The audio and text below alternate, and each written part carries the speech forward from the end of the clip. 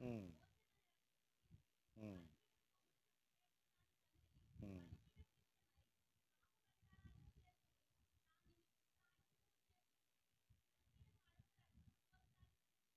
చాలమ్మా, దేవునికి స్తోత్రం కలుగును గాక. ఇక్కడ ప్రధానమైనది మనకు కావాల్సింది ఏంటంటే అభిషేకము. ఏంటమ్మా? అభిషేకము. ఈరోజు మనం చెప్పుకోబోయేటువంటి అంశం ఏంటంటే అభిషేకము. ఎవరికి అభిషేకం చేస్తారు అనేది మనం గ్రంథంలో నుంచి చూస్తే, మొదటిగా అహరోనికి తైలాభిషేకం జరిగింది. ఏం జరిగిందమ్మా? తైలముతో అభిషేకించను. ఎవరు అభిషేకించారంటే మోషే గారు అభిషేకించాడు. ఎవరు అభిషేకించారు? మోషే అభిషేకించాడు. తర్వాత తన కుమారులను అభిషేకించి వారిని పరిశుద్ధపరిచి పవిత్రపరిచి వారిని ఏం చేశాడండి? కోడెల యొక్క రక్తము ద్వారాగా బలిపీఠం వద్ద దాన్ని ప్రోక్షించి వారిని పరిశుద్ధపరిచి ప్రతిష్ఠించిన 30వ వచనంలోకి వెళితే మరి అహరోనుని తన కుమారులను తైలముతో అభిషేకించాడు. అంతే కదండి. తన కుమారులని అహరోనుని మోషే ఏం చేశాడంటే అభిషేకించాడు. దేనితోని? తైలముతోని అభిషేకించను అనేది మనం చూస్తూ ఉన్నాం. దేవుని బిడ్డలారా, ఎవరికి ఈ తైలాభిషేకం చేస్తారు అని అంటే మొదటిగా మరి అహరోనుకిని తన కుమారులకిని దేవుడు చెప్పాడు, మోషే ద్వారాగా వారికి అభిషేకము చేయమన్నాడు. తర్వాత ఇంకెవరికి చేస్తారంటే రాజులను అభిషేకిస్తారు. ఎవరిని అభిషేకిస్తారండి? రాజులను అభిషేకిస్తారు. మరి సౌలు తన తండ్రి యొక్క గార్ధబాలు తప్పిపోయినప్పుడు వెళితే, వాటిని వెతకడానికి వెళ్ళినప్పుడు సమూయేలుతో దేవుడు చెప్పాడు, ఇదిగో ఇశ్రాయేలు ప్రజలు రాజు కావాలి అని అంటున్నారు కాబట్టి నీవు ఏం చేస్తావంటే సౌలు నీ దగ్గరికి వస్తున్నాడు, అతనిని తైలముతో అభిషేకించుము. ఏం చేయమన్నాడు? అతనిని నీవు అభిషేకించి అతనిని రాజుగా ప్రతిష్ఠించుము అని మరి చెప్పినటువంటి సందర్భాన్ని మనము చూడగలం.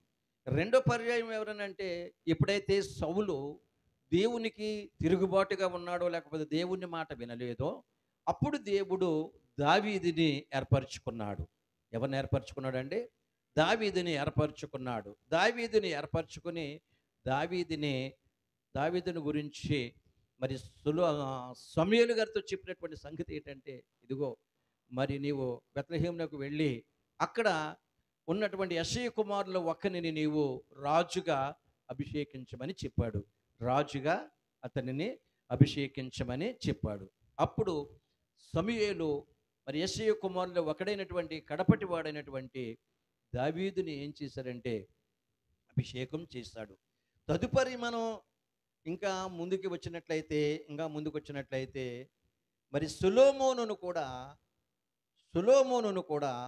మరి ప్రవక్త, ఆయనను కూడా మీకాయ అనేటువంటి ప్రవక్త మరి సొలొమోనుని అభిషేకించినట్లుగా మనము మొదటి రాజుల గ్రంథంలో మనం చూడగలం అన్నమాట. దేవ అమ్మా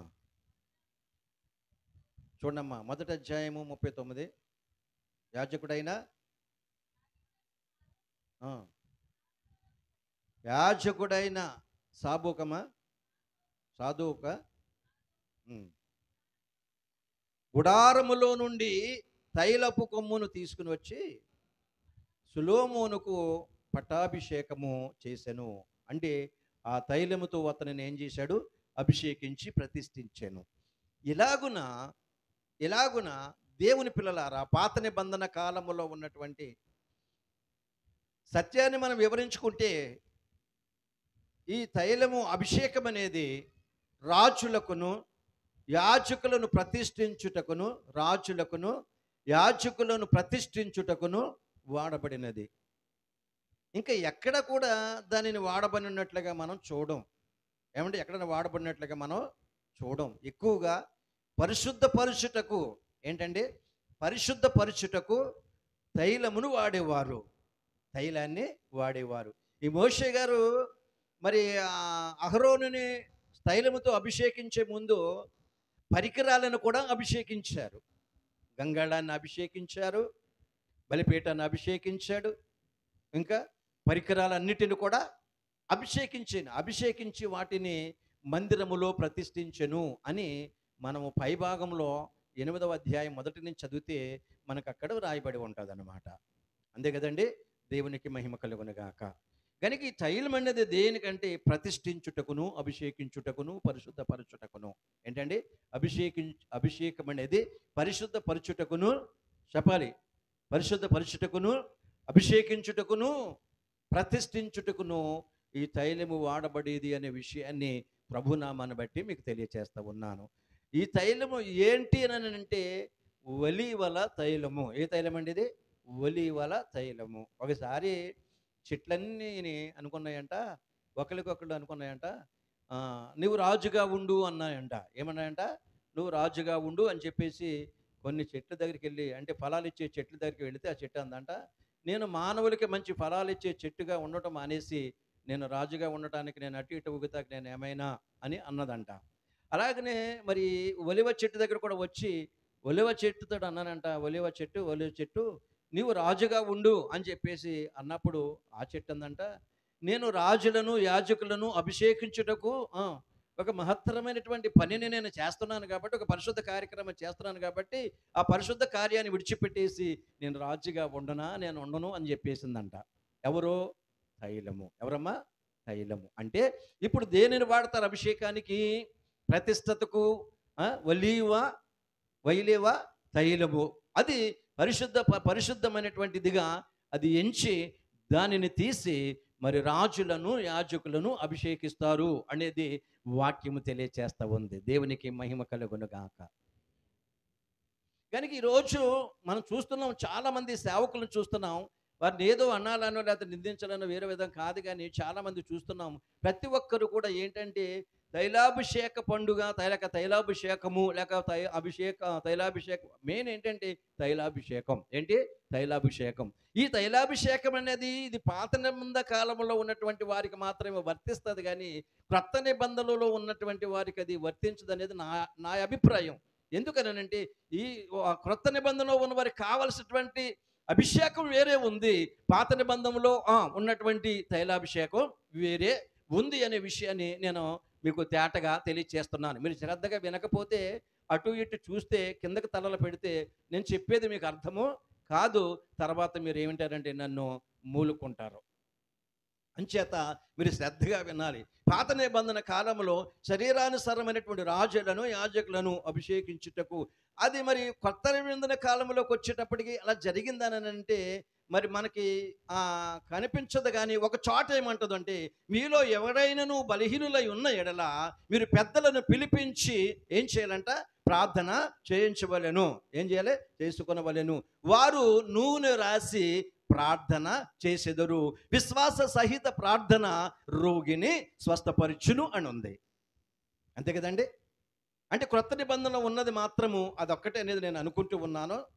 దయచేసి ఎవరైనా ఇంకా ఉన్నాయండి అని చెప్తే పర్వాలేదు, దాన్ని నేను తప్పు ఒప్పుకోవటానికే నేను ముందుగా సిద్ధంగా ఉంటాను. దేవుడికి మహిమ కలుగును గాక. ఎందుకంటే మరి దైవ గ్రంథం యొక్క అంత జ్ఞానము నాకు లేదు, కానీ నేను అనుకుంటూ ఉన్నాను పాత నిబంధన కాలంలో ఉన్నటువంటి అభిషేకము అనేది ఎక్కడ మనకు అభిషేకం ఉంది, కానీ ఇక్కడ తైలంతో అభిషేకించినటువంటిది లేక రాసినటువంటిది ఒక్కటే మనకు కనబడుతుంది. ఏంటంటే రోగిని స్వస్థపరుచుటకు దానిని ఉపయోగించినట్లుగా నూనె, తైలం అని లేదు, కానీ అక్కడ నూనె అని మాత్రమే మనకు అక్కడ రాయబడి ఉన్నదనే సంగతిని నేను మీకు తెలియచేస్తున్నాను. మరి ఇంకెలాగయ్యా మనకి అభిషేకము అంటే అభిషేకించబడిన వానిని దేవుడు భూలోకానికి పంపించాడండి. అర్థమైందా? ఒక నరుని లేక ఒక మనిషి కుమారుని భూలోకమునకు దేవుడు పంపించాడండి. కీర్తన గ్రంథము 45వ అధ్యాయము ఆ అభిషేకించిన వాణిని గురించి కొన్ని విషయాలు మనం నేర్చుకుందాం దేవుని బిడ్డలారా. 45:7 వచనాన్ని మనం చదువుదాం. అమ్మా, నీవు నీతిని ప్రేమించి భక్తిహీనులను ద్వేషించుచున్నావు, కావున దేవుడు నీ దేవుడే చెలికాండ్రి కంటే నీ హెచ్చగునట్లుగా నిన్ను ఆనంద తైలముతో అభిషేకించెను. అమ్మ మైక్ నీ దగ్గర పెట్టుకుంటావా అంటే నాకు వినపడతలేదు అందుకని. దేవుడికి స్తోత్రం కలుగును గాక. గట్టిగానే వస్తుంది కానీ సౌండ్ నా దగ్గరికి వచ్చి కొద్దిగా నాకే తొందరగా వినపడతలేదు. దేవుడికి స్తోత్రం కలుగును గాక. అర్థమైందండి? ఏంటంటమ్మా, నీ శత్రువుల మధ్యలో నువ్వు హెచ్చించబడినట్లు, ఎవరి మధ్యలోనండి? నీ శత్రువుల మధ్యలో హెచ్చింపబడినట్లు నిన్ను ఆనంద తైలముతో అభిషేకించెను. ఏంటంటమ్మా? అభిషేకించెను. ఎవరిని అనేది మనం తర్వాత చదువుకుందాం. దేవునికి మహిమ కలుగును గాక. నీవు నీతిని ప్రేమించి భక్తిహీనతను ద్వేషించుచున్నావు కాబట్టి, కావున దేవుడు నీ దేవుడే చెలికాండ్రి కంటే నిన్ను హెచ్చించినట్లుగా ఆనంద తైలముతో అభిషేకించాను. ఇక్కడికి వచ్చేటప్పుడు మారిపోయిందండి. ఎక్కడికి వచ్చేటప్పటికి అని అంటే, యేసు ప్రభులు వారి యొక్క వాగ్దానపు ప్రవచనములు నెరవేరుటకు భక్తులు పలికినటువంటి ప్రతి మాట కూడా ఏం చేయబడిందంటే మార్చబడింది. ఇప్పుడు ఇక్కడ మనం ఏం చూస్తున్నామంటే, లోకానుసారమైనటువంటి తైలాన్ని మనం చూడడం లేదు ఇక్కడ. అంతే కదండి? లోక సంబంధం అంటే శరీర సంబంధం అంటే మనకి కళ్ళకు కనపడేటువంటి తైలాన్ని మనం చూడడం లేదు ఇక్కడ. అంతే కదండి? ఆనంద తైలముతో నీవు అతనిని అభిషేకించి ఉన్నావు అనేది అక్కడ వ్రాయబడి ఉంది. ఎవరిని గురించి వ్రాయబడి ఉంది ఈ మాట అనేది మనకు పూర్తిగా ఇక్కడ అర్థం కాదు. ఎందుకనంటే మనకి ఎవరు అనేది మనకు అక్కడ తేటగా తెలియచేయబడం లేదు. ఏమంటుందంటే, కావున దేవుడు నీ దేవుడై ఉన్నాడు. దేవుడు ఏమై ఉన్నాడు? దేవుడు నీ దేవుడు అని చెప్పబడుతుంది. ఆ దేవుడెవరు, నీ దేవుడెవరు అనే విషయాన్ని మనం చూసినట్లయితే, ఆ దేవుడు నిన్ను ఆనంద తైలముతో అభిషేకించును అనే విషయాన్ని మనం చూసినట్లయితే, ఆ ఆనంద తైలాన్ని ఎవరికి అభిషేకించాడు అనేటువంటి ఒక విషయాన్ని మనం చదువుదాం. హెబ్రీ రాసిన పత్రిక 1వ అధ్యాయము 9వ వచనాన్ని మనం చదువుదాం దేవుని బిడ్డలారా. 1వ అధ్యాయాన్ని అంటే ఎవరిని ఆయన హెచ్చించాడు, ఎవరిని ఆనంద తైలముతో దేవుడు అభిషేకించాడు అనేది ఆయన పూర్తిగా వివరంగా మరి ఆ గ్రంథకర్త వివరిస్తూ ఉన్నాడు అనమాట. ఫలానా వాణిని అభిషేకించును. 8 కూడా చదువుదామండి. ఒకవేళ మీకు అవకాశం ఉంటే 8 కూడా మీరు చదవచ్చని ప్రభునామాన్ని బట్టి నేను మీకు తెలియచేస్తున్నాను దేవుని బిడ్డలారా.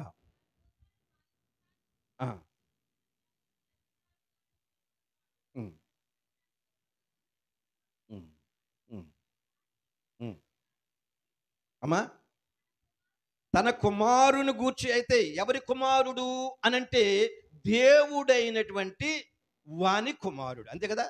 ఆ దేవుడు ఎవరంటే యెహోవా దేవుడు. ఆ దేవుని కుమారుడు దేవా నీ సింహాసనము నిరంతరము నిలుచున్నది, నీ రాజదండము న్యాయార్థమైనది, నీవు నీతిని ప్రేమించితివి, దుర్నీతిని ద్వేషించితివి. అందుచేత నీ దేవుడు నీ తోడి వారి కంటే నిన్ను హెచ్చించినట్లుగా ఆనంద తైలముతో అభిషేకించెను. ఇప్పుడు కీర్తన గ్రంథంలో 40 అధ్యాయంలో 17 వచనం చదివినటువంటి విషయం ఎలాగుందంటే, అది ఎవరిని అక్కడ అభిషేకించారు అనేది మనకు తెలియట్లేదు. అంతే కదండి? ఏమంతేనా? అక్కడ ఎవరిని, రాజునా మరి లేకపోతే యేసు ప్రభునా అనేది మనకు అక్కడ కనబడలేదు. కానీ ఇక్కడ గ్రంథకర్త అనేటువంటి హెబ్రీ రాసిన గ్రంథకర్త ఏమంటూ ఉన్నాడంటే, అపోస్తలుడు పౌలు గారు ఏమంటూ ఉన్నాడంటే, నీ దేవుడు అనగా ఎవరిని గురించి చెప్తున్నాడంటే కుమారుని గురించి చెబుతూ ఉన్నటువంటి సంగతిని ఇక్కడ మనకు తెలియజేయబడుతూ ఉంది. అంతే కదండి? ఎవరిని గురించమ్మా? కుమారుని గురించి. కుమారుడు ఎవరు? యేసు ప్రభువారు. కుమారుడు ఎవరండి? యేసు ప్రభువారు. తండ్రి ఎవరు? తండ్రి అయిన యెహోవా దేవుడు. ఆ దేవుడు ఏ దేవుడు? పరమందున్నటువంటి ఆ దేవుడు కుమారుడైన యేసు ప్రభులు వారిని ఈ లోకానికి పంపించి ఆయనని ఆనంద తైలముతో అభిషేకించెను అని చెప్పబడుతూ ఉంది. ఇప్పుడు ఇక్కడ ఏ తైలం వాడారు? ఇక్కడ శారీరకమైనటువంటి మనుషులు తీసినటువంటి తైలాన్ని అక్కడ వాడలేదండి. గుర్తుపెట్టుకోవాలి మనం. అంతే కదా? మనుషులు తీసినటువంటి తైలాన్ని అక్కడ ఉపయోగించలేదు. ఆనంద తైలము అని చెప్పబడుతూ ఉంది దేవుని బిడ్డలారా. అయితే ఈ ఆనంద తైలము ఎక్కడ ఈయనకి అభిషేకించబడింది అని అంటే, మనం మత్తయి సువార్తలోనికి వెళ్ళినట్లయితే అక్కడ యేసు ప్రభువారు యోహాను సువార్తలో మనం చూసినప్పుడు కూడా యేసు ప్రభువారు మరి యొర్దాను నదిలో బాప్తిస్మము తీసుకునడానికి వెళ్ళినప్పుడు యోహాను ఆయనకు బాప్తిస్మం ఇచ్చెను. యోహాను సువార్తలో ఆ మాట మనం చదవగలం దేవుని బిడ్డలారా. ఎవరికి బాప్తీసం ఇచ్చాడండి యోహాను గారు? యేసు ప్రభు వారికి బాప్తీసం ఇచ్చాడు. యేసు ప్రభు వారు బాప్తీసం తీసుకుని ఆయన పైకి వస్తూ ఉన్నప్పుడు దేవుని యొక్క ఆత్మ ఏమని పావురం వలె దిగి వచ్చి, ఎవరు ఆత్మ అండి చెప్పాలి, న్యాయంగా చూడండి. ఇంకా చూడొద్దులే, నేను చెప్పేశాను కదా, న్యాయంగా చూడండి అమ్మా. దేవుని ఆత్మ పావురం వలె తన కుమారుడైనటువంటి యేసు ప్రభువుల వారి మీదకి దిగి వచ్చి, ఈయన యందు నేను ఆనందించుచూ ఉన్నాను అని చెప్తూ ఉన్నాడు. ఎవరి గురించి అంటదే అమ్మా? తన కుమారుని ఆనంద తైలముతో అభిషేకించెను. తన తోడివారి అందరికంటే తన తోడివారు అందరూ కూడా ఎలాంటి తైలముతో అభిషేకించబడ్డారండి? ఒలీవల తైలముతో అభిషేకించబడ్డారు. ఒలీవల తైలముతో అభిషేకించబడిన వారు. ఈ ఒలీవల తైలంతో అభిషేకించబడిన తరువాత వారిని పరిశుద్ధ ప్రతిష్ఠించి వారిని తన రాజు కొరకు లేదా యాజకత్వము కొరకు పని చేసేవారు. ఇక్కడ ఈయన నిరంతరమును కూడా నిలిచినట్లుగా ఈయనకు అభిషేకమును పొందెను. ఎంతవరకు అంటారమ్మా? యుగమున ఉంది కదా కింద, ఎప్పటి వరకునమ్మా? నిరంతరమును ఈయన యాజకుడిగా ఉండునట్లుగాను రాజుగా ఉండునట్లుగాను దేవుడు ఈయనని ఆనంద తైలముతో అభిషేకించెను. ఈ ఆనంద తైలం ఏంటి అనేది ఇంకో మాట చదువుదాం. ఈ ఆనంద తైలము ఏంటి అనేది దాన్ని కూడా మనం చూద్దాం. అపోస్తల కార్యాలు 10వ అధ్యాయము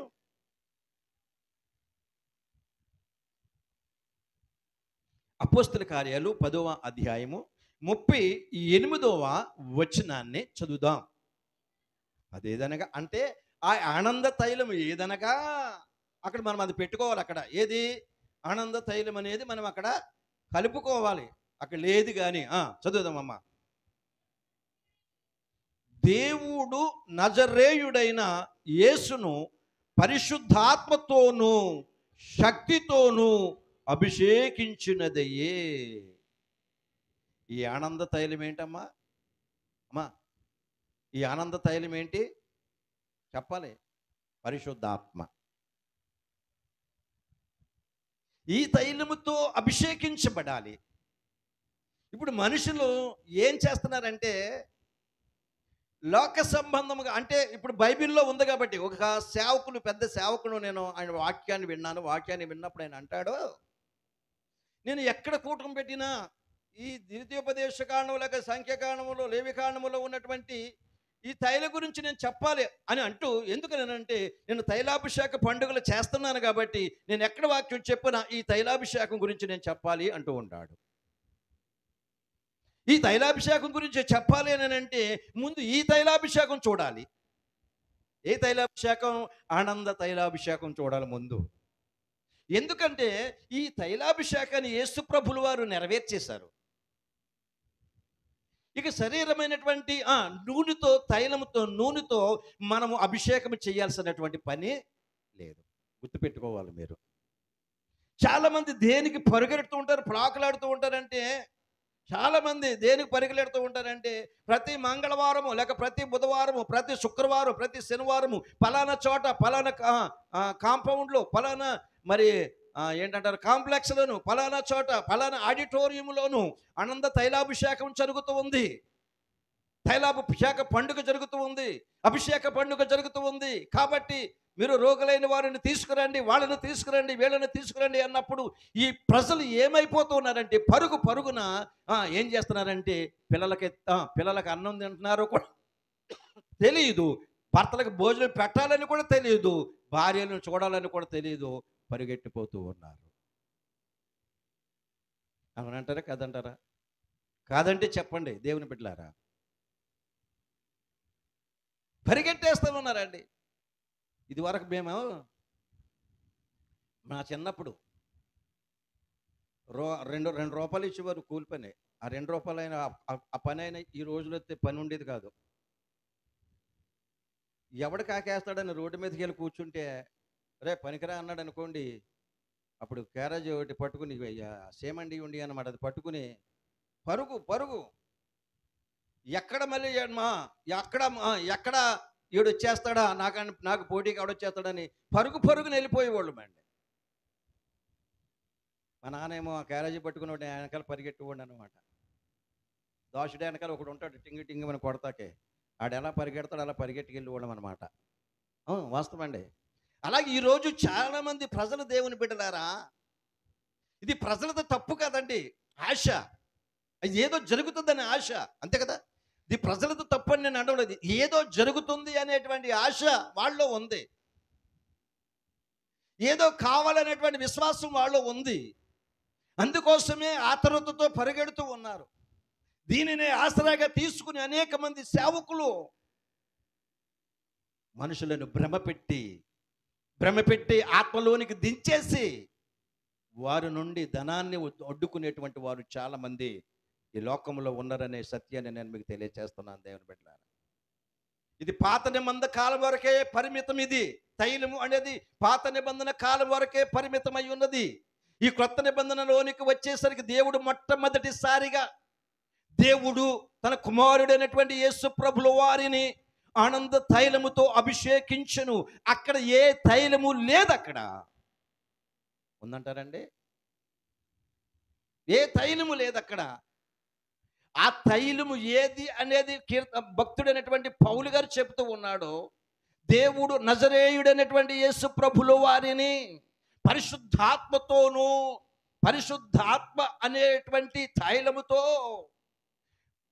దేవుని శక్తితోనూ ఆయనను అభిషేకించాడండి. చాలమ్మా, దేవుడికి మహిమ కలుగును గాక.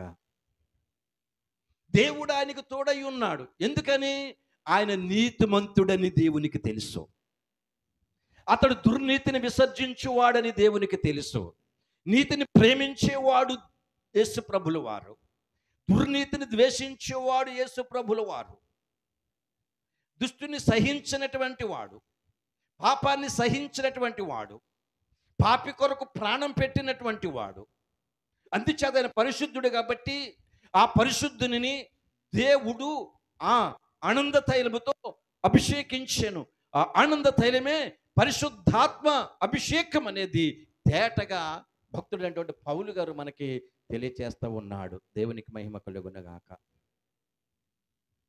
ఎందుకు ఈయనని దేవుడు అభిషేకించాడు అనేది కూడా ఇంకో ప్రశ్న చూద్దాం, అంతే కదా.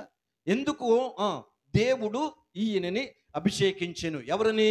తన కుమారుడైనటువంటి, మన రక్షకుడైనటువంటి, మన కొరకు ప్రాణం పెట్టడానికి వచ్చినటువంటి ప్రభు అయినటువంటి యేసుక్రీస్తు వారిని ఎందుకు దేవుడు అభిషేకించును అనే విషయాన్ని యెషయా గ్రంథం 61వ అధ్యాయము 1వ వచనం నుండి చదువుదాం.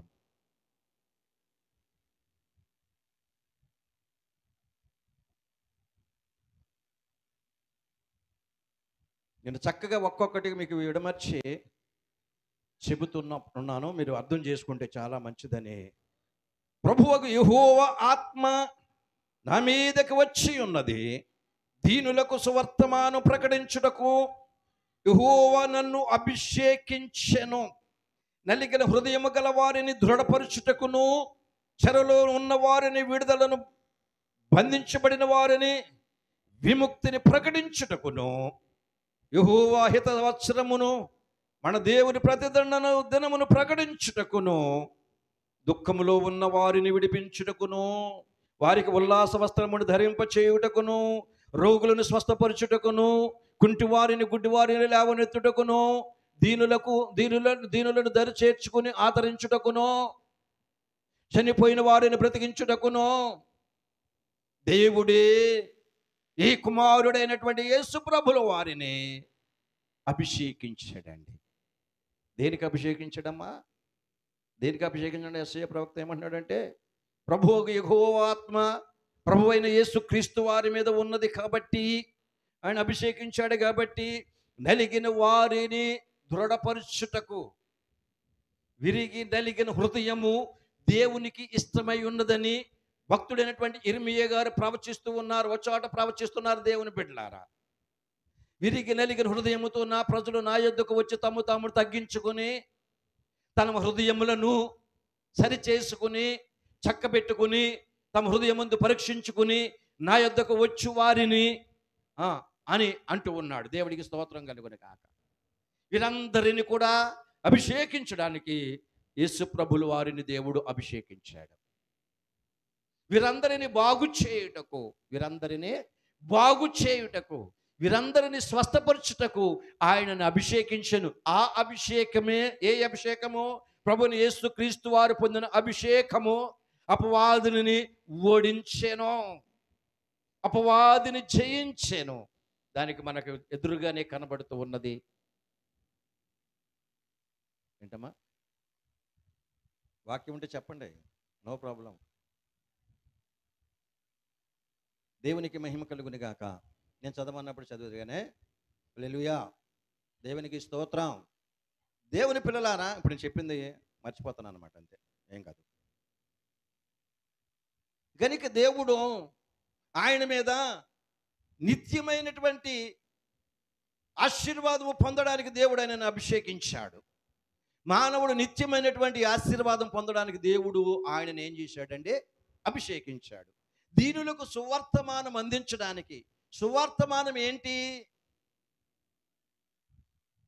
పరలోక రాజ్యము సమీపించి ఉన్నది, కాగా మీరు మారు మనసు పొంది పాప క్షమాపణ నిమిత్తము బాప్తిస్మము పొందవలెను. ఎవడైనా బాప్తిస్మము పొందని ఎడల వాడి నిత్య నరమునకు పాత్రుడని యేసు ప్రభు వారు మొదటిగా సువార్తను ప్రకటించారండి. యేసు ప్రభులు వారు మొదటిగా మత్తయి సువార్త 4వ అధ్యాయములైన సువార్తను ప్రకటించారండి.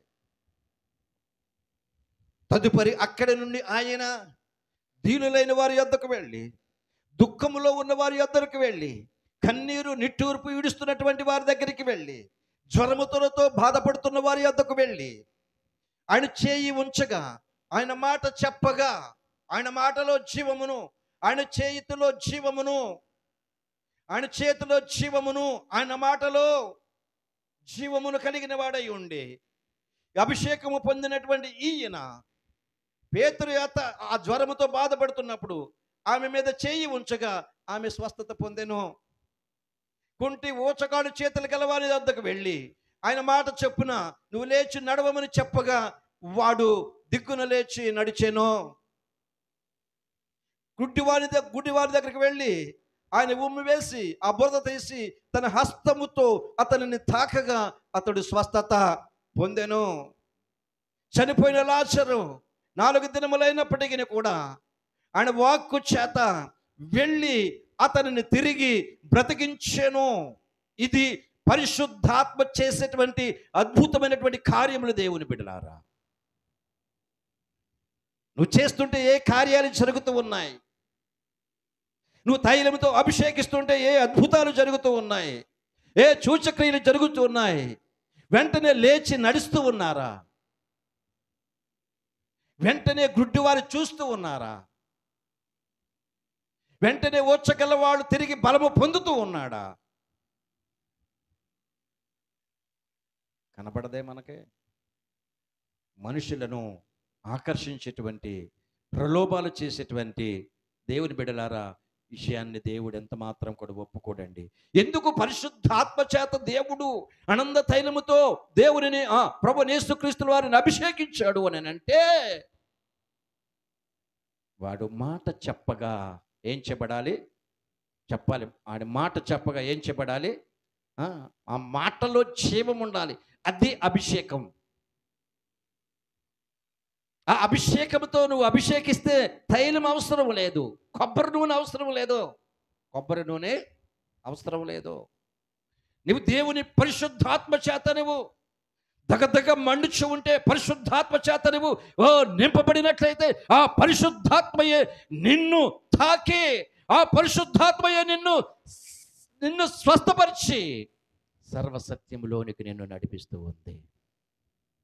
అప్పుడు నువ్వు ఆనందిస్తావు, అప్పుడు నువ్వు సంతోషంగా ఉంటావు. నీ మీద ఎంత తైలము పోసినా అది ఇంటికి వెళ్ళి నువ్వు శుభ్రంగా స్నానం చేయకపోతే, నువ్వు శుభ్రంగా స్నానం చేయకపోతే అది నీకు పోదక సరికదా అంటే నువ్వు జిడ్డుగా ఉంటావు, జిడ్డు మొఖం వేసుకుని ఉంటావు. మంచి తేటైనటువంటి ముఖంతో అక్కడికి వెళ్ళి ఆ ముఖాల నిండా పూసుకుని జిడ్డు ముఖంతో ఇంటికి రావడం తప్ప ఏది ఉండదు. దేవుని పిల్లలారా, నువ్వు పొందవలసినటువంటి ఆత్మ మరి ఒకటి ఉన్నదనే విషయాన్ని వాక్యం తెలియచేస్తా ఉన్నది. ఆ వాక్యానికి కట్టుబడి వాళ్ళు ఎవరు ఈ రోజుల్లో లేరండి. చూచి క్రియలంటే పరిగెడతా ఉన్నారు, ఆ పండుగ అంటే పరిగెడుతూ ఉన్నారు, ఈ పండుగ అంటే పరిగెడుతూ ఉన్నారు. ఉపవాస పండుగ అంటే ఎవడు రాడు, ఉపవాస పండుగ అంటే ఎవరు రారు. దేవుని బిడ్డ, దయచేసి ఒకసారి ఆలోచన చెయ్యి. యేసు ప్రభు వారిని దేవుడు ఎందుకు అభిషేకించాడు అనేది వాక్యాన్ని బట్టి మనం చూస్తే, దేవుని బిడ్డలారా, దీనులకు సువార్తను ప్రకటించడానికి. ఏంటండి? దీనులకు సువార్తను ప్రకటించడానికి. ఇంకా కీర్తనకారుడు ఏమంటున్నాడు? 21వ అధ్యాయము దేవుని బిడ్డలారా చూద్దాం, 6వ వచనాన్ని చదువుదాం. నిత్యమును ఆశీర్వాదకారకుడిగా ఉండడానికి దేవుడు ప్రభువైన యేసుక్రీస్తు వారిని అభిషేకించాడండి. చదువుతామమ్మా?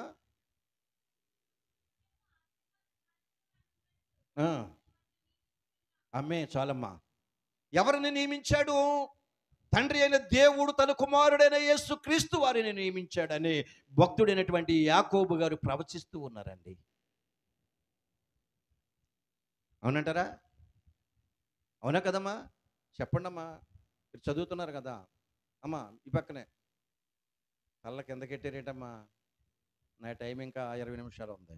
అప్పుడే కిందకెత్తేటేస్తే ఎలాగా? దేవుడికి స్తోత్రం. అర్థమవుతో చెప్పండి, మళ్ళీ చెప్తాను కదా. ఎందుకు దేవుడు ఈ ప్రభుల వారిని అభిషేకించారు అని అంటే, నిత్యమైన ఆశీర్వాదము మానవుడు అనుభవించడానికి దేవుడు ఈయనను అభిషేకించాడు. నియమించడని ఉంది, మనం ఏమనుకోవాలంటే అభిషేకించాను కనుక ఆయన ఆశీర్వాదము పొందాలి. ఎవరు ఆశీర్వాదం పొందాలి? యేసు ప్రభు వారి యొక్క ఆశీర్వాదానికి మనం పాత్రలు కావాలి. చాలామంది ఆ రోజుల్లో పిల్లల్ని ఏం చేసేవారంట? యేసు ప్రభు దగ్గరికి తీసుకుని వచ్చి, అయ్యా నువ్వు చెయ్యి, నా పిల్లల మీద నువ్వేం చేయాలి? నువ్వు చెయ్యి వేస్తే సరిపోద్ది అని చాలామంది తల్లిదండ్రులు పిల్లల్ని తీసుకొస్తే ఆ పిల్లల్ని యేసు ప్రభు వారు ఎత్తుకుని వారిని ఆశీర్వదించెను అంటుంది మార్కు సువార్తలో. ఏం చేశాడంట? ఆయన వారిని ఆశీర్వదించెను. ఈ ఆశీర్వాదము కొరకు దేవుడు యేసు ప్రభుల వారిని ఏం చేశాడంటే అభిషేకించాడు. ఇంకో మాట చూద్దాం. రోమాపత్రిక 8వ అధ్యాయము, రోమా 8, త్వరగానే ముగించేస్తాను.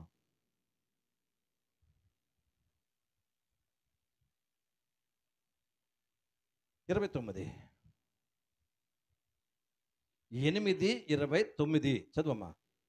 ఎందుకనగా తన కుమారుడు అనేక సహోదరులలో జ్యేష్ఠుడనట్లు, ఇందాక అన్నాడు కదా, అందరిలో కూడా ఆయనను హెచ్చించను, తన తోటి వారితో కూడా ఆయన ఏం చేశాడండి? హెచ్చించను అని చెప్పిన మాట రుజువుకి ఏంటంటే ఇక్కడ ఉన్నటువంటి మాట చదువుదాం. పైన 28 కూడా చదువమ్మా.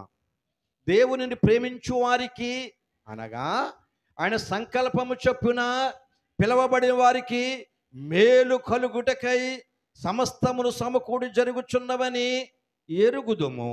ఎందుకనగా తన కుమారుడు అనేక సహోదరులలో జ్యేష్ఠుడన్నట్లు దేవుడు ఎవరిని ముందుగా ఎరిగెనో వారు తన కుమారుడితో స్వారూప్యము గలవారవుటకు వారిని ముందుగా నిర్ణయించెను. మరియు ఎవరిని ముందుగా నిర్ణయించెనో వారిని పిలిచెను, ఎవరిని పిలిచెనో వారిని నీతిమంతులుగా తీర్చెను, ఎవరిని నీతిమంతులుగా తీర్చెనో వారిని దేవుడు మహిమ పరచెను. ఈ మాట అర్థమైందా కదా? ఏ విధంగానంటే ఆయన నీతిని ప్రేమించువాడు, మొదటి మాట కదా. ఏంటమ్మా? ఆయన నీతిని ప్రేమించువాడు ఎవరైనా? యేసు ప్రభు వారు. హెబ్రీ రాసిన పత్రికలో చదివాం కదా, తన కుమారుడు ఎవరిని ప్రేమిస్తాడో? నీతిని ప్రేమించువాడు. కాబట్టి నీతిని ప్రేమించువాడు దేవునిని ప్రేమించువాడు. కాబట్టి ఆ దేవుడిని ముందుగా యేసు ప్రభు వారిని నియమించాడు. జ్యేష్ఠుడుగా ఉండడానికి, ప్రథముడుగా అర్థమైందమ్మా? చెప్పాలి. ప్రథముడుగా అంటే మొదటివాడు. ఏ విధముగా మొదటివాడు అంటే జ్యేష్ఠుడు అని అంటే, ఈ లోకంలోనికి వచ్చి పాప శరీరాకారముతో జన్మించి ఆయన పాపమును మరణమునకు అప్పగించి మొదటి వానిగా లేచినటువంటి వాడు, ఆయననే జ్యేష్ఠుడు అంటారు. అర్థమైందా? జ్యేష్ఠుడు ఎవరు అనంటే, నూతన నిబంధన కాలములో ఆయన ఆ శరీరాకారములో జన్మించి పాపమనే శరీరమును మరణమునకు అప్పగించి ఆయన జ్యేష్ఠుడుగా ప్రథముడుగా లేచి తండ్రి సింహాసనము ప్రక్కన కూర్చున్నాడండి. ఎవరు హల్లెలూయా కూడా చెప్పరు. ఎందుకో ఉన్నారో నాకేం అర్థమవుతలేదు. మీరు వింటున్నారో లేదో నాకు తెలియటం లేదు. అంత గొప్ప మాట చెప్తే మీరు అసలే తండ్రి సింహాసనం పక్కన కూర్చుండడం అంటే మాటలు అనుకుంటున్నారండి? హల్లెలూయా చెప్పడం లేదు. ఈ మనపాటర గారే కదా అంతే, ఇంకేం కాదు. దేవుడికి స్తోత్రం కలుగును గాక. ఆయన జ్యేష్ఠుడు ప్రథముడుగా, జ్యేష్ఠుడు అంటే మొట్టమొదటి వాడు. ఆయన ప్రథముడుగా ఆయన తండ్రి సింహాసనము ప్రక్కనే కూర్చున్నట్లుగా తండ్రి ఎవరిని నీతిమంతునిగా ఎంచుతాడో, తండ్రి ఎవరిని మరలా తిరిగి ప్రేమిస్తాడో, తండ్రి ఈ కుమారుని స్వరూప్యమును ఎవరు ధరించుకుంటారో వారిని ఆ జ్యేష్ఠుడు అనేటువంటి కుమారునితో నీతిమంతునిగా ఎంచి ఆయన ప్రక్కనే కూర్చుండబెట్టినట్లుగా దేవుడు మనలను కూడా అభిషేకించాడండి. అర్థమైందా? అర్థం కాలేదా? చాలామందికి అర్థం కాలేదనుకుంటా. ఇప్పుడు జ్యేష్ఠుడిగా ఎవరు వెళ్ళారు?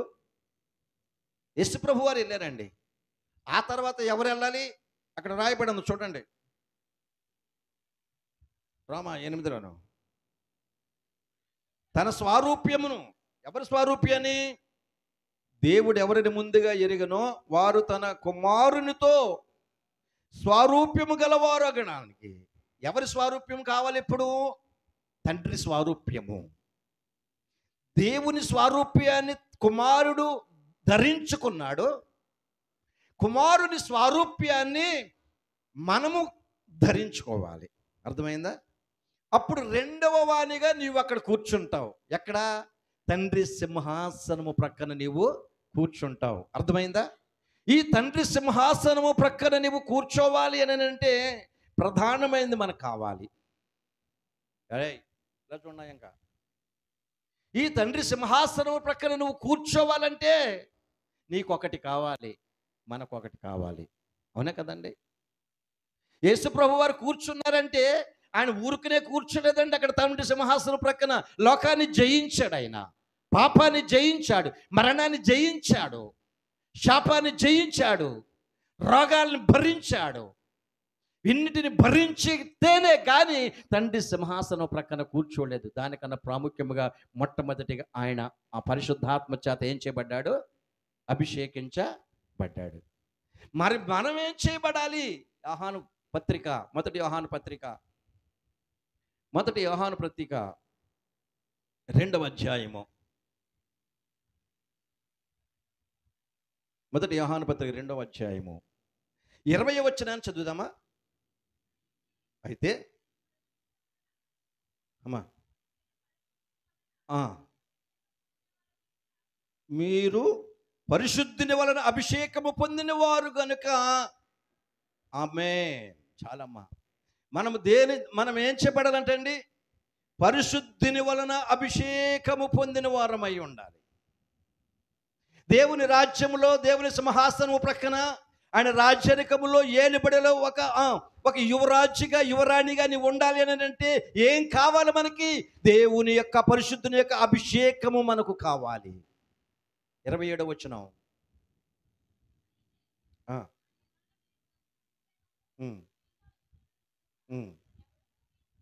ఆమేన్. హల్లెలూయా. అంటే ఏం నిలబడింది మన యందు? ఆయన వలన అనగా ప్రభు అయిన యేసు క్రీస్తు వారి వలన మనం పొందినటువంటిది ఏంటంటే పరిశుద్ధాత్మ అభిషేకము. అంటే నువ్వు దేవుని ప్రక్కన కూర్చోవాలంటే నీకును కూడా ఏం కావాలి? పరిశుద్ధాత్మ అభిషేకము కావాలి. కానీ లోక సంబంధమైనటువంటి తైలాభిషేకము కాదు. నువ్వు గుర్తించుకుంటే, నువ్వు జ్ఞానవంతుడివైతే, నువ్వు జ్ఞానవంతురాలవైతే, నీకేది కావాలో ఆలోచన చెయ్యి. రోగం పోవాలని నీవు అనుకోకు, రోగం పోవాలని నీవు అనుకోకు, శ్రమలు తప్పుకోవాలని నీకు అనుకోకు, శోధన పోవాలని నీవు అనుకోకు. ఇవన్నీ ఎటిని అనుమతించింది దేవుడే. యోబునకు దేవుడే అనుమతించాడు ఇవన్నిటిని. అంత మహాశ్రమను అనుభవించాడు యోబు గారు. ఆయన శ్రమలలో తన పరిశుద్ధతను కాపాడుకుని దేవుని ఆశీర్వాదాన్ని పొందాడు. ఈరోజు నేను దేని కొరకు మనం ప్రయాసపడి ఈ తైలాభిషేకాలకు వెళ్ళి, లేకపోతే ఇంకో చోటకు వెళ్ళి ఇంకో పేర్లు, చాలా పేర్లు పెడుతున్నారు. ఒక్కటే కదండి, చాలా పేర్లు పెడుతున్నారండి వీటికి. స్వస్థతల గురించినటువంటి పేర్లు, ఆ పేర్లు ఈ పేర్లు ఎందుకు? వాక్యం చెప్పి వాక్యంలో ఉన్నటువంటి సారాంశాన్ని ఈ పిల్లలు ఎరిగినట్లుగా చేసి, అమ్మ నా మాట నా వైపు చూడమ్మా,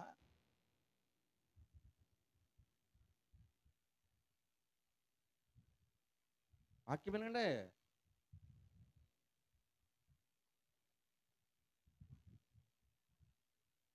ఇది అర్థం కాకపోతే ఇంకా మీ జీవితంలో ఇంకేది అర్థం కాదు.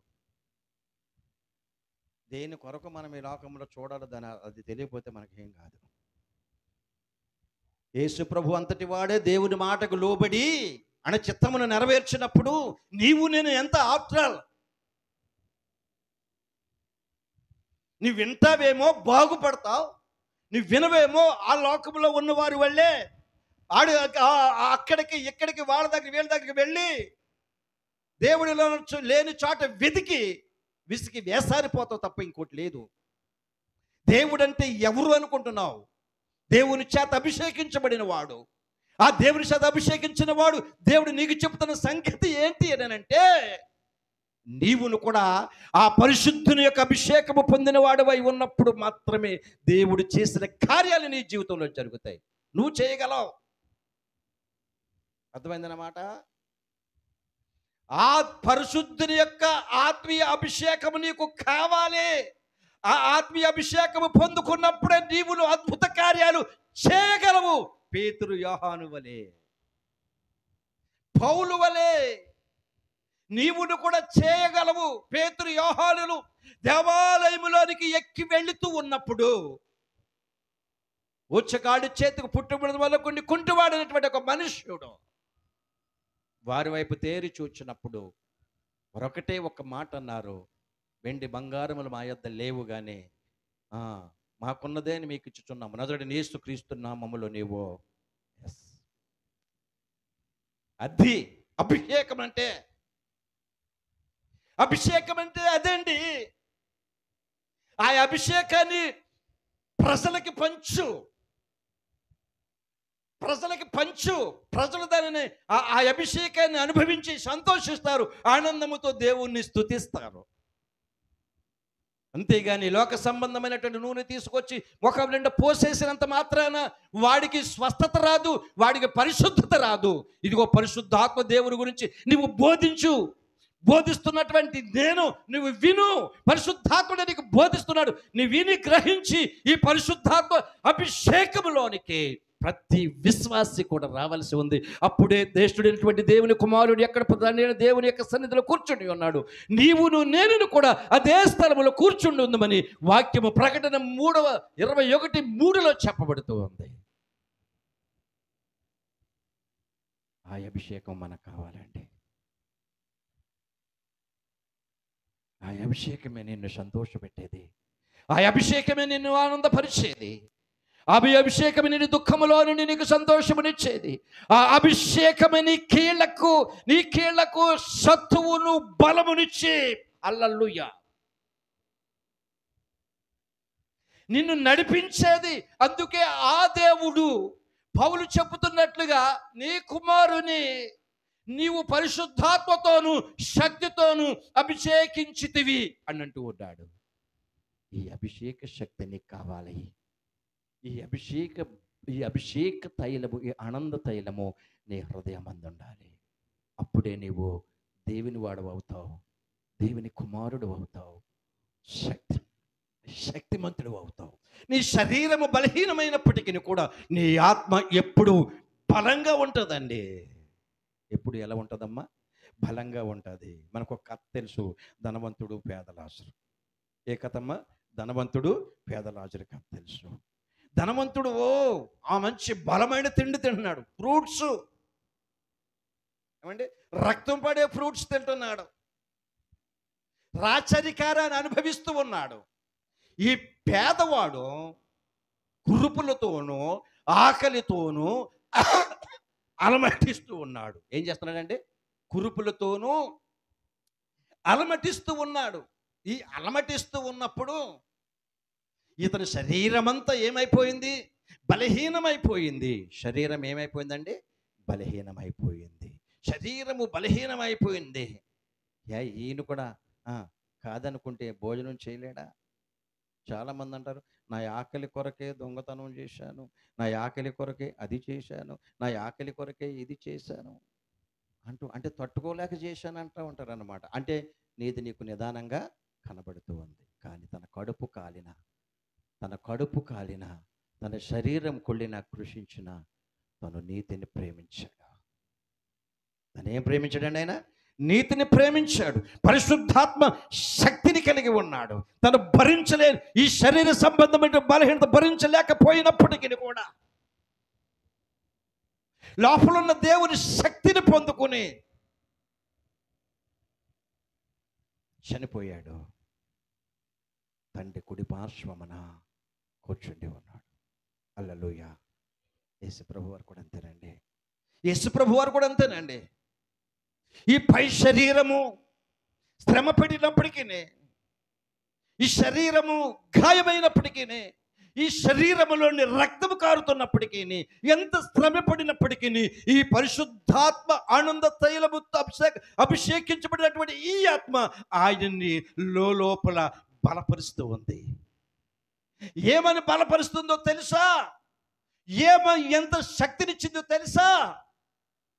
ఆయన కొడుతున్నప్పటికీ, ఆయనను దూషిస్తున్నప్పటికీ, ఆయనపై పడుతున్నప్పటికీ కూడా ఆయన నీ వైపే చూస్తూ ఉన్నాడు. ఆయన నీ కొరకు ఎంత శ్రమను అనుభవించినప్పటికీ కూడా తనలో ఉన్నటువంటి శక్తి చనిపోలేదండి. ఆయన నీ వైపే చూసి ఆనందిస్తున్నాడు. ఇదిగో నా పిల్లల కొరకు, నా కుమారుల కొరకు, నా కుమార్తెల కొరకు నేను అనుభవించేటువంటి బాధ ఎన్న తగినది కాదు అని ఎంచుకొని ఆయన నీ వైపు చూసి నీవు పొందబోయే ఆ సంతోషాన్ని, ఆ ఆనందమును, నువ్వు పొందబోయే ఆనందాన్ని, సంతోషాన్ని నీకు ఇచ్చుటకు ఆయన ఈ శరీరాన్ని భరించాడు, ఆత్మయన్ను జయించాడు. దేవుడికి స్తోత్రం కలుగునుగాక. నీవును కూడా ఆయన పొందిన ఆనంద తైలాభిషేకమును నీవు కూడా పొందాలని ఆ ప్రభువు నీకిచ్చాడు కాబట్టి దాన్ని నీవు అనుభవించాలి. యేసు ప్రభు వారు అన్నారు, నేను వెళ్ళి మీకు నేను ఆదరణకర్తను పంపిస్తాను. నేను వెళ్ళి మీకు ఏం చేస్తాను? ఆదరణకర్త పంపిస్తాను. ఆయన మిమ్మలను సర్వసత్యములోనికి నడిపిస్తాడు, నిత్య జీవములోనికి నడిపిస్తాడు. నిన్ను ఆనందముతో నిన్ను నింపుతాడు, దుఃఖముతో బాధలో ఉన్న నిన్ను సంతోషముతో నింపుతాడు అని చెప్పగానే వారందరూ మేడగదిలో కూర్చోండి, 120 మంది మేడగదిలో కూర్చోండి దేవుని ఆరాధిస్తున్నప్పుడు, దేవుని స్తుతిస్తున్నప్పుడు ఆనంద తైలముతో వారిని, పరిశుద్ధాత్మ శక్తితో దేవుడు వారిని అభిషేకించెను. అభిషేకించిన ప్రతి మనుషుడును కూడా సంతోషముతో ఆనందముతో దేవుని ఆరాధించిరి. హల్లెలూయా చెప్పవే. సంతోషముతో ఆనందముతో ఆయనను ఆరాధించారు. అంత గొప్ప అనుభూతి ఉందో తెలుసా? పరిశుద్ధాత్మ అభిషేకములో ఎంత ఆనందముతో తెలుసా, ఎంత సంతోషం ఉంటుందో తెలుసా? అనుభవించిన వాడికి తెలుస్తుంది. అనుభవించినోడు ఈ వాక్యాన్ని చెప్తాడు కానీ నూనె పొయ్యడు. నూనె పొయ్యడా అనుభవించినోడు దీనినే ప్రకటిస్తాడు. యేసయ్య ప్రకటించినటువంటి వాక్కునే ప్రకటిస్తాడు. యేసయ్య ఎవని మీద చేతులుంచునా మరి స్వస్థత పొందను. నీవును కూడా అనిచ్చిన అభిషేకమును నువ్వు పొందుకుంటే, దేవుని బిడ్డలారా, అపోస్తలుడైన పౌలు గారు కానీ పేతురు గారు కానీ వారి మీద చేతులుంచగా పరిశుద్ధాత్మ చేత నింపబడిన వారే సంతోషముతో ఆనందముతో తిరిగి వెళ్ళిరనుంది బైబిల్లో. చదవడానికి సమయం లేదు కాబట్టి నేను ముగించేస్తున్నాను దేవుని బిడ్డలారా. ఎప్పుడైతే పరిశుద్ధాత్ముడు నీలోనికి వస్తాడో నీకు సంతోషమును ఆనందము, నీ దుఃఖ దినములు సమాప్తము అయినవి. కనుక ఇప్పుడు నువ్వు దేనితో అభిషేకించబడాలనుకుంటున్నావో ఒక తీర్మానానికి వచ్చేసి, అంతే కదండి. నా పాట ముగించేసాను దేవుని బిడ్డలారా. ఆలోచన చేయండి, దేని చేత నీవు అభిషేకము పొందాలని నీవు ఆశపడుతున్నావో దయతో ఒక్కసారి నీవు ఆలోచన చేస్తే నీకు అర్థమైపోతుంది. అంతే కదా. ప్రార్థన చేసుకుందామా. నా సమయం కూడా కరెక్ట్గా ముగించాను. దయచేసి చూసుకోండి. అవసరమైతే నా ముందే ఉంది, ఇంకా ఉన్నదంతా మీ సమయమే. దేవునికి మహిమ కలుగునుగాక. హల్లెలూయా. దయచేసి ఆలోచన చేయండి దేవుని బిడ్డలారా. ఏ అభిషేకానికి నీ వస్తావు, ఏ అభిషేకమందు నీలో నిలిచి ఉండాలో, నువ్వు జ్ఞానయుక్తురాలవైతే, జ్ఞానవంతుడివైతే ఒకసారి ఆలోచన చేయి. నువ్వు జ్ఞానవంతుడివైతే నువ్వు ఆలోచన చెయ్యి. ఏది నీకు కావాలో, ఏది నీకు వద్దో. పరిశుద్ధాత్మ దేవుడు నీకు కావాలనుకుంటే అది పరిశుద్ధుడైనటువంటి యేసు ప్రభువుల నీకు వచ్చినది. అది కావాలా? మనుషులు చేసే అభిషేకం నీకు కావాలా? దయచేసి అర్థం చేసుకో. చిన్న ప్రార్థన చేసుకుందామా.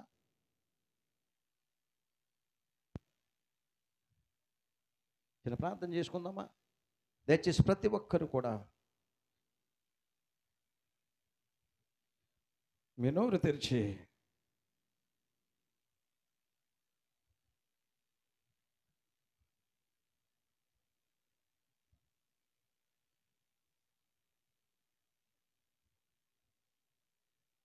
మీ హృదయంలో ఆయన నీలో నివసించినట్లుగా ఆయన నీ పరిశుద్ధాత్మ అభిషేకమును నాకు ఇవ్వయ్య అని మనం నోరు తెరిచి దేవుని దగ్గర